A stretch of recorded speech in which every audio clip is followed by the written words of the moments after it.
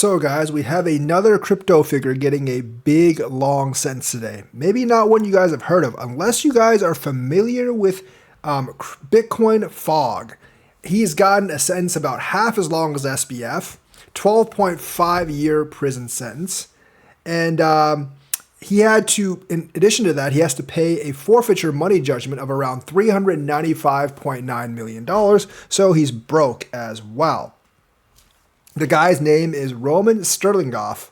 He's the founder of the Darknet's oldest cryptocurrency mixer, Crypto Bitcoin Fog. Now, interesting because Trump just got elected and he says he's going to pardon Ross Ulbricht.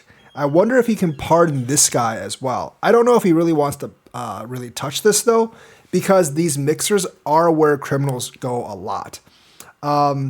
Of course, the US is going to continue to crack down on crypto mixers, and I'm not really sure Trump or Elon's really going to stop that, because a lot of these are for money laundering and tax evasion, and those are actually crimes. And I don't think neither of those guys are going to take, like Trump or Elon, are going to take money laundering and tax evasion off the crime list. So these guys are probably still in trouble. Prosecutors wanted a 20 to 30 year sentence, but since SBF only got 25, I don't think that would have been, like that would have actually been fair. So they did reduce it. He got 12.5, and his charges were money laundering, conspiracy to launder money, operating an unlicensed money transmitting business because he didn't have an MSB, and transmitting money without a license. I think all those can be wrapped up into two.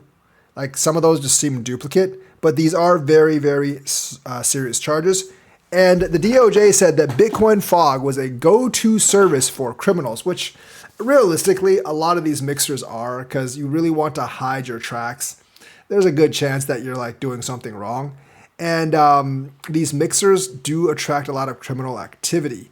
And it was known as a go-to money laundering service for criminals. The DOJ further claimed that Bitcoin Fog became a place for criminals to hide their illicit proceeds from law enforcement and process transactions involving over 1.2 million Bitcoin, valued at approximately 400 million at the time the transaction occurred. So this was quite a while ago, because 1.2 and 400 million, that generally means that Bitcoin was only like 300 and something dollars, which was years and years ago.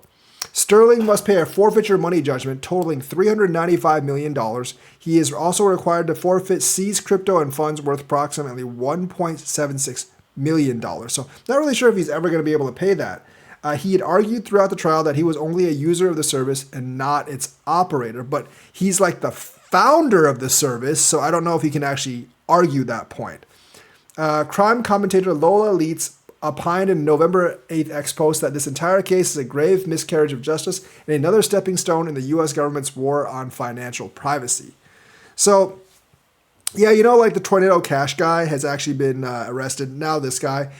The U.S. is really, really going to crack down on crypto mixers. And I don't really know if the Trump administration is going to make this better. I think the Trump administration is going to make it better for like coins overall, and Gary Gensler's not going to be able to sue the coins as securities. But in terms of cracking down on money laundering and tax evasion, I don't think the administration is going to do too much against these. We'll see if Trump actually pardons this guy.